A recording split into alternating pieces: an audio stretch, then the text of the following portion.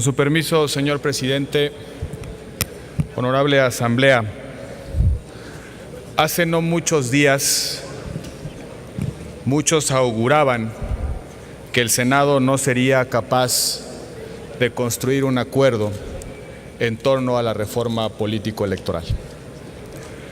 No pocas voces vaticinaban crisis constitucionales por la ausencia en tiempos de las leyes reglamentarias de la reforma política que el Poder Revisor de la Constitución materializó hace unos meses.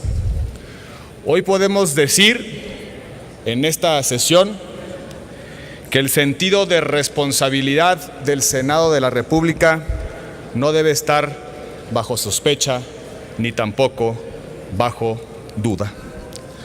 No le fallamos a México.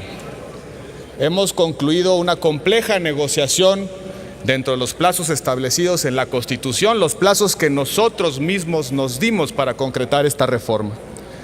Nunca hicimos del tiempo y de los plazos ocasión para el apresuramiento, para la renuncia a temas importantes y mucho menos factor de presión entre nosotros.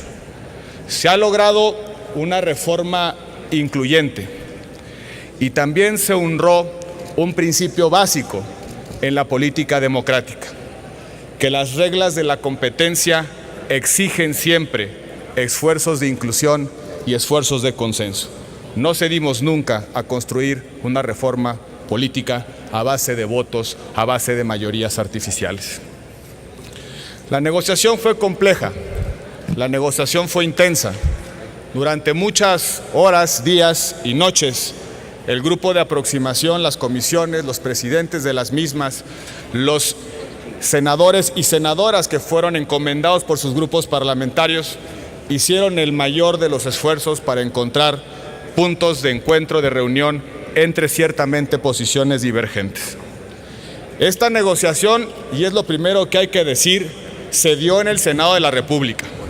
Esta negociación y la reforma que hoy presentamos, las leyes reglamentarias, los dos dictámenes, se construyeron en los salones del Senado de la República por senadoras y por senadores de la República.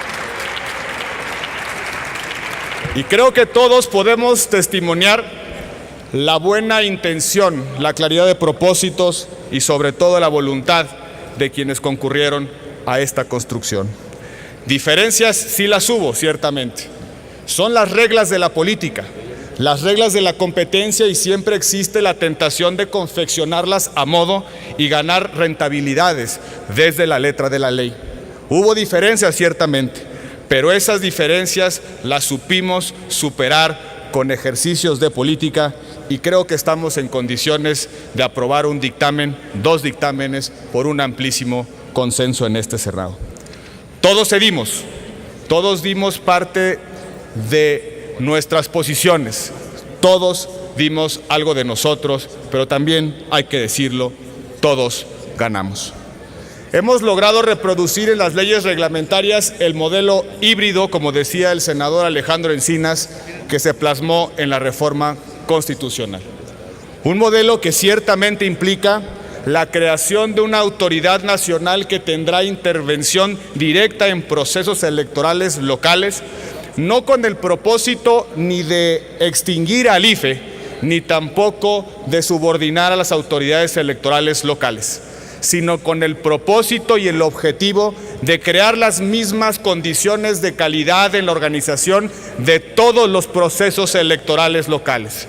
Lo que deseamos, lo que pretendimos en la reforma constitucional y hoy presentamos ante ustedes, es un conjunto de reglas que permiten y que pueden generar las mismas condiciones de organización tanto a nivel nacional como a nivel de los estados de la República. Lo que queremos son 33 institutos electorales que tengan las mismas condiciones de imparcialidad, objetividad, independencia y profesionalismo. Esa es la razón de esta reforma y ese es también uno de sus mayores méritos. Y es también, o fue también, uno de los más grandes objetivos de la reforma constitucional, resolver uno de los problemas de la transición democrática mexicana. Uno de los problemas que hasta estas alturas, ya en la segunda alternancia, hemos podido resolver. Y es que en nuestro país la democratización se ha dado a dos velocidades. Hemos avanzado en condiciones democráticas a nivel federal, pero subsisten enclaves autoritarios a nivel de las entidades federativas. Ahí existen todavía reflejos del viejo régimen, de los cuales teníamos que hacernos cargos a través de una reforma constitucional de gran calado. Y eso también implicó resolver en la reforma constitucional y en estas leyes reglamentarias mecanismos para hacer efectiva la pluralidad política que existe en nuestro país y que desafortunadamente no se refleja en la representación en los congresos y en los espacios de poder a nivel local. Esa es la razón por la cual la reforma constitucional y estas leyes reglamentarias establecen mecanismos para hacer fiel la proporción de la representación política, para hacer auténtica la representación política y reflejar en los espacios de decisión la forma, las ideologías y las distintas formas de pensamiento que coexisten en nuestra sociedad. Es también una ley reglamentaria que resuelve una de las mayores críticas que resolvió la reforma política. Se dijo en distintos espacios y en distintos momentos que la reforma constitucional dejaba muchos espacios, muchas zonas de incertidumbre y de indeterminación. Y sí, esa fue la razón de muchos de los contenidos de la reforma constitucional. Rompimos una mala lectura y forma de construcción constitucional que implicaba llevar a la Constitución todos y cada uno de los contenidos. Hay que recordar que le pusimos a la Constitución en reformas precedentes hasta minutos y segundos, bajo una teoría de la Constitución no sólida y no conveniente. Dejamos al legislador ordinario y sobre todo al ámbito de leyes generales el desarrollo de contenidos constitucionales precisamente para darle flexibilidad a la política y para poder ajustar el sistema jurídico a las realidades cambiantes de nuestro país. Esa es la razón por la cual concretamos 3 leyes generales. La Ley General de Delitos Electorales, que ya aprobó este Senado de la República y que ha sido también aprobada por la Cámara de Diputados, que permite que las conductas perniciosas al proceso electoral se persigan en las mismas condiciones y con la misma eficacia, independientemente del lugar donde se cometan. Hoy presentamos ante ustedes la primera ley general de partidos políticos, la primera ley que establecerá la misma forma de creación, organización, funcionamiento y reglas democráticas de los partidos políticos, precisamente también para que no se creen artificialmente formas de representación política a nivel local que lo único que hacen es falsear la representación popular. Y también presentamos hoy la Ley General de Instituciones y Procedimientos Electorales, que va a establecer los mecanismos, condiciones, formas y procedimientos para organizar los procesos electorales desde Yucatán hasta Baja California, con las mismas condiciones de calidad, con las mismas exigencias democráticas y sobre todo con las mínimas condiciones de profesionalismo que nos hemos exigido para el ámbito federal.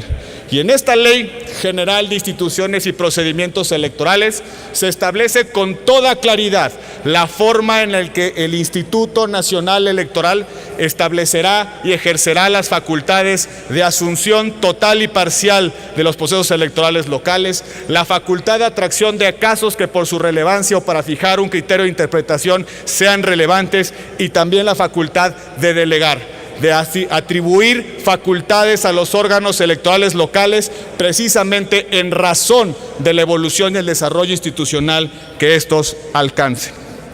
En esas condiciones podemos también decir que los ciudadanos han logrado importantes avances para acceder a la política.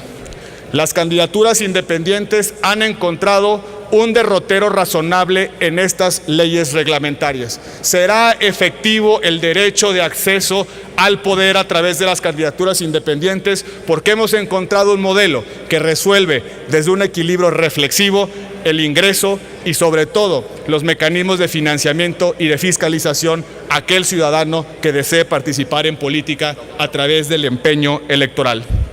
Uno de los contenidos que nos debe motivar profundo orgullo son las reglas de paridad de género que concretamos en estos dictámenes.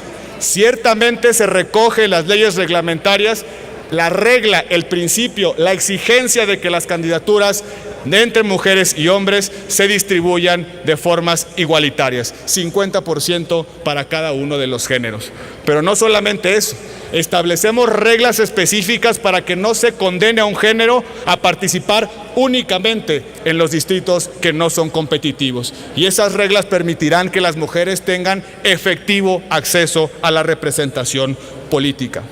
Se ha dicho también que hemos fortalecido los mecanismos de fiscalización y hemos resuelto temas que han generado la preocupación nacional, como el caso del prorrateo, es decir, la distribución de gastos centralizados en las campañas políticas, que ha sido un mecanismo que se ha utilizado para hacer absolutamente baladí los topes de gasto en las campañas. El régimen de nulidades que establecimos en la Constitución, es decir, la posibilidad de anular un proceso electoral por violaciones a tope de gasto, por recibir financiamiento ilegal y específicamente del crimen organizado y otras modalidades de nulidad que recogimos en la Constitución, aparecen fielmente reflejadas en las leyes reglamentarias, pero acompañadas de un conjunto de reglas para hacer efectiva la acreditación de conductas perniciosas. Es una buena noticia para nuestro país que por primera vez los debates entre candidatos, entre precandidatos, tendrán mayores grados de flexibilidad y se garantizarán la cobertura efectiva en los medios de comunicación. Por supuesto que temas quedan en el tintero. Ya lo señalaba el senador Alejandro Encinas.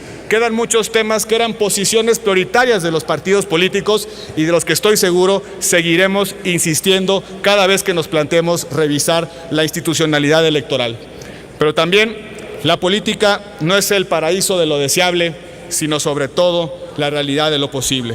Hemos construido con mucho sentido de honor y responsabilidad lo posible. Tenemos pendientes inmediatos como la ley de propaganda gubernamental, la ley del derecho de réplica, las leyes reglamentarias de la nueva Fiscalía General de la República, etc. Pero también debemos decir en este momento y desde esta tribuna que el éxito de la reforma, el éxito de esta reforma dependerá de las actitudes de todos. Las autoridades electorales tienen nuevas atribuciones y más potentes atribuciones. Los partidos, reglas de mayor certeza. Los ciudadanos, vías de acceso a la política fuera del sistema de partidos. El gobierno, nuevos mecanismos para mejores entendimientos en el contexto de pluralidad que vive el país. Esta no será la reforma definitiva. Es tan solo el esfuerzo de nuestra generación por hacer más justa y útil la política en nuestro país. Por su atención, muchísimas gracias.